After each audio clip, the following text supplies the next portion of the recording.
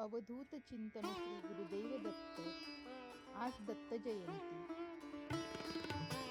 श्री दत्तगुरु हे अवधूत असून सुद्धा त्यांनी सामान्य लोकांना एक अतिशय महत्त्वाचा संदेश दिला आहे।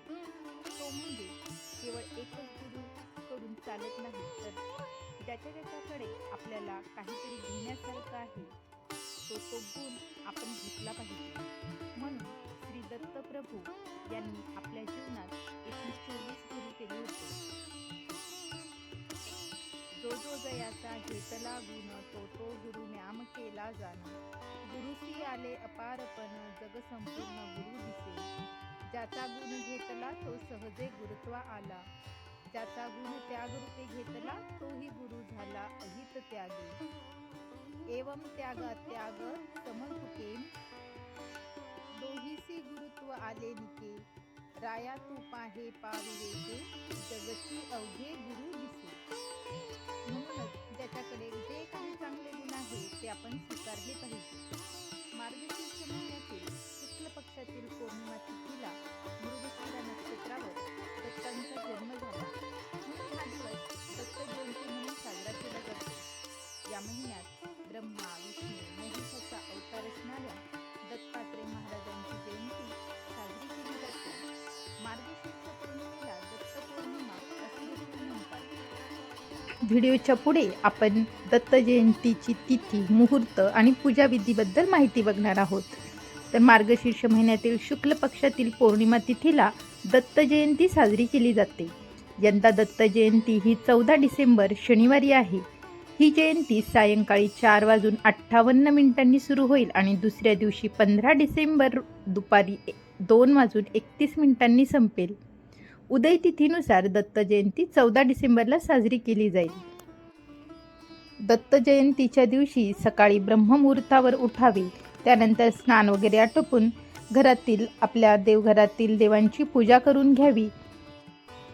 त्यानंतर आपल्या देवघराच्या जवळ किंवा वेगळ्या ठिकाणी, ज्या ठिकाणी आपण नेहमी पूजा मांडतो त्या ठिकाणी जागा स्वच्छ करून घ्यावी। त्या ठिकाणी आपल्याला एक पाट किंवा चौरंग ठेवायचा आहे। चौरंगावर लाल वस्त्र अंथरून घ्यायचे आहे। दत्त महाराजांचा फोटो किंवा मूर्ती आपल्याला त्या चौरंगावर ठेवायची आहे। गंगाजल आणि पंचामृताने मूर्तीचा अभिषेक करायचा आहे।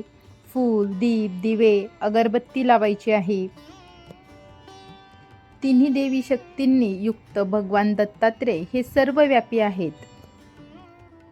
दत्तात्रय जन्मोत्सव हा जयंतीच्या 7 दिवस आधी म्हणजे मार्गशीर्ष महिन्यातील एकादशीपासून सुरू होतो, जो पौर्णिमेपर्यंत चालतो। या दरम्यान बऱ्याच ठिकाणी सप्ताह म्हणून गुरुचरित्राचे पठणविधी केले जातात। मराठवाड्यातील नांदेड जिल्ह्यातील किनवट तालुक्यात माहूर हे गाव आहे। माहूर गावाच्या शेजारीच उभ्या असलेल्या एका शिखरावर श्री रेणुका देवीचे स्थान असून दुसऱ्या शिखरावर श्री दत्त महाराजांचा जन्म झाला आहे। श्रीमद भागवतानुसार महर्षी अत्र्यांनी पुत्रप्राप्तीच्या इच्छेने व्रत पाळले, तेव्हा दत्तो महायमिती यद भगवान स दत्त, मी स्वतःला तुझ्या स्वाधीन केले आहे असे विष्णूने सांगितल्यामुळे भगवान विष्णूंनी अत्र्यांच्या पुत्राच्या रूपामध्ये अवतार घेतला आणि दत्त म्हणून ओळखले गेले। अत्र्यांचा पुत्र असल्याने त्यांना अत्रेय असे म्हणतात। दत्त आणि आत्रेय यांच्या संयोगामुळेच त्यांचे दत्तात्रय हे नाव प्रसिद्ध झाले। त्यांच्या आईचे नाव अनुसया असून त्या पतिव्रता धर्म या नावाने जगात प्रसिद्ध आहेत। मार्गशीर्ष पौर्णिमेच्या दिवशी भगवान दत्तात्रयांसह लक्ष्मीनारायणाची पूजा केल्याने धन, सुख आणि सौभाग्य वाढते। याशिवाय भगवान दत्ताची पूजा आणि हवन केल्यानेही आपल्या ज्ञानामध्ये वृद्धी होते अशी श्रद्धा आहे।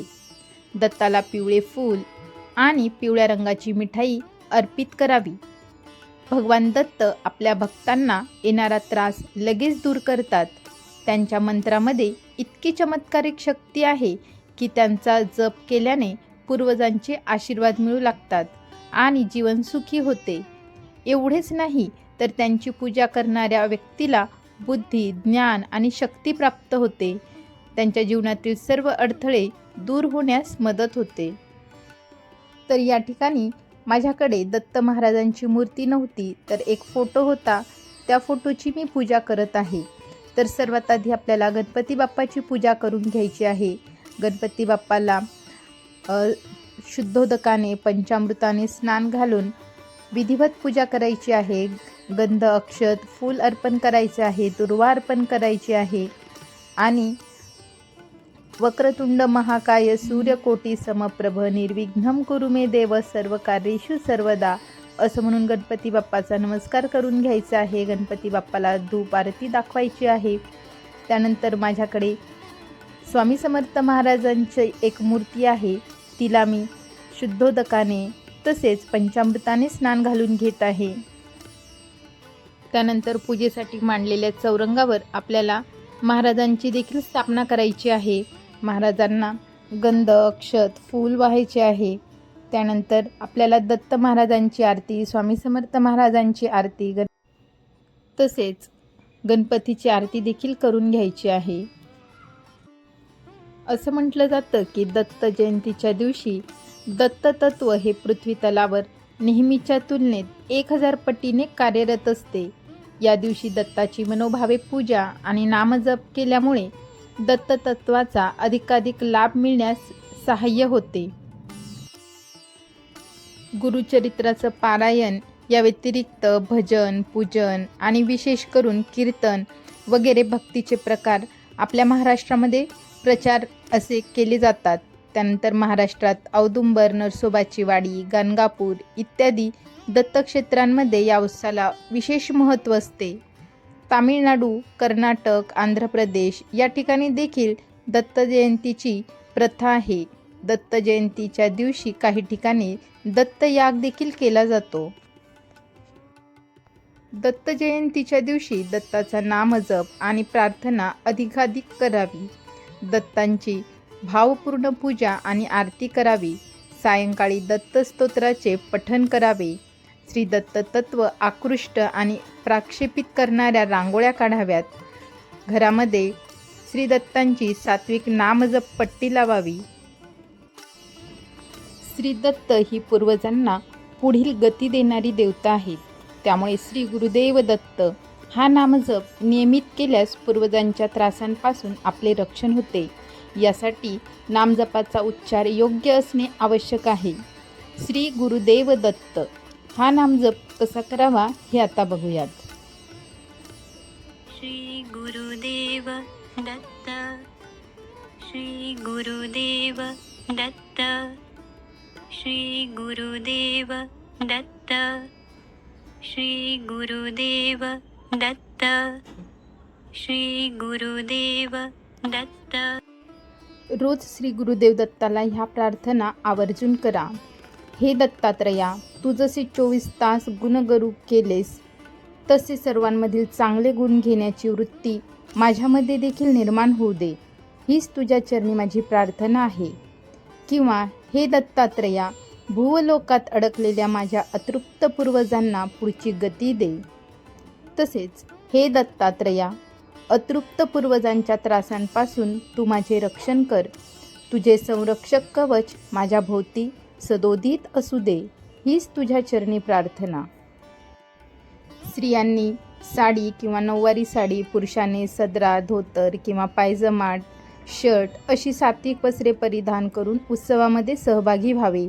विद्यार्थ्यांसाठी श्री दत्तात्रय कवच पठण ठेवावे. दत्ताचा नामजप करून घ्यावा. उत्सवाच्या ठिकाणी कर्णकर्कश संगीत लावणे, विद्युत रोषणाईचा झगमगाट यासारख्या रजतम निर्माण करणाऱ्या कृती सहसा करू नये.